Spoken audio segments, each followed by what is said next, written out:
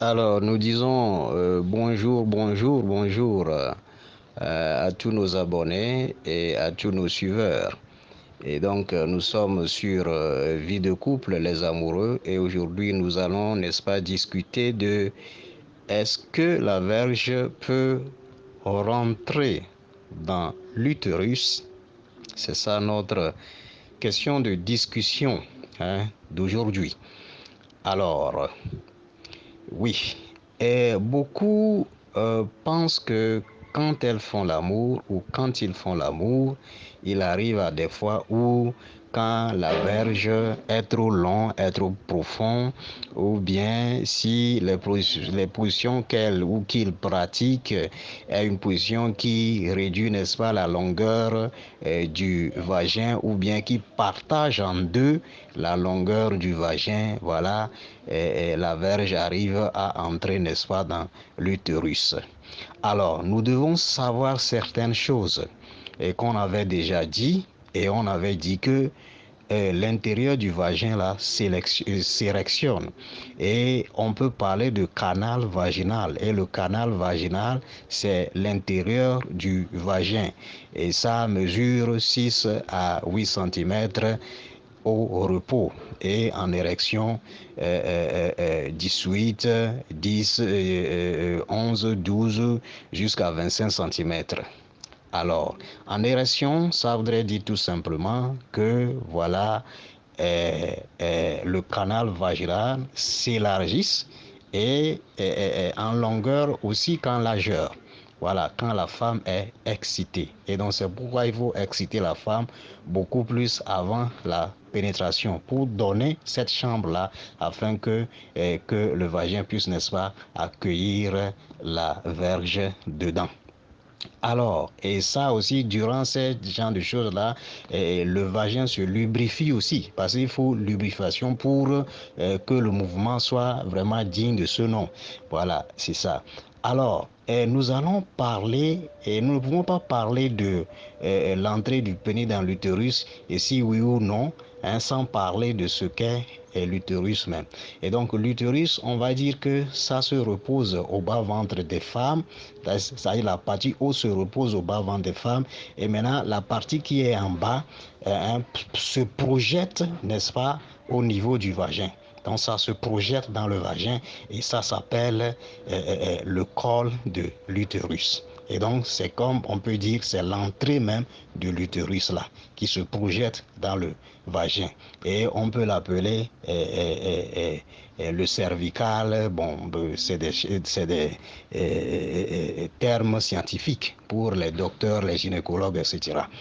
Et donc, quand on dit le cervical, hein, ou bien glaire cervicale, tout cela rassemble le corps de l'utérus. Et donc, il faut dire qu'il y a une muqueuse à l'entrée là-bas. Il y a une muqueuse à l'entrée là-bas, c'est-à-dire qui ferme ou bien, et on peut, si on peut dire qui bouche l'entrée. C'est comme, c'est une muqueuse. Et ça peut aussi être, n'est-ce pas, ça peut aussi on peut stimuler cela. On peut stimuler aussi cela. Quand par exemple la femme n'est pas encore érectionnée, que vous introduisez votre main de votre doigt dedans et que votre doigt puisse aller jusqu'à 8 cm, quelque chose comme ça, en profondeur, vous pouvez toucher cela. Vous pouvez toucher cela et quand vous caressez ça hein, d'une manière très légèrement, pas avec de quoi là, avec avec force parce que c'est très sensible. Quand vous allez avec force, ça peut faire mal à la femme. Mais quand vous faites ça d'une manière très très légère, hein, ou bien légère, là, vous allez voir que vous pouvez stimuler cela pour que la femme même puisse jouir de ça.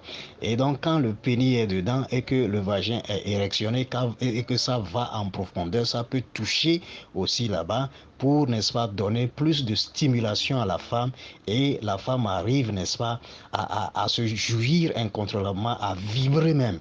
Et même quand vous retirez votre verge du vagin, la femme continue toujours à se vibrer hein, durant quelques minutes avant de s'estomper.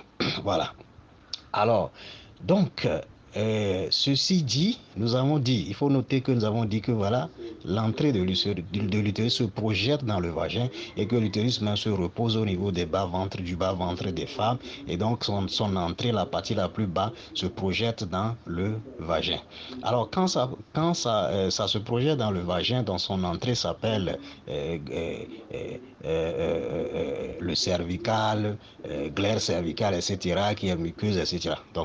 Donc là, nous ne pouvons pas dire que l'entrée qui est là-bas pour l'utérus, un objet peut passer par là pour rentrer dans l'utérus. Non.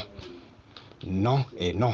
Même si vous demandez au gynécologue, si le gynécologue connaît bien son travail là, hein, les dictées là, si le gynécologue maîtrise ça bien là, il vous dira que non.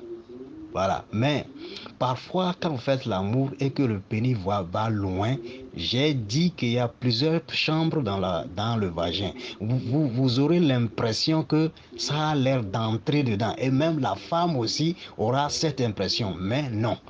Parce que l'entrée qui est là ne peut pas permettre à quelque chose, hein, de rentrer dedans. Et ça ne s'ouvre, hein, qu'au moment de l'accouchement.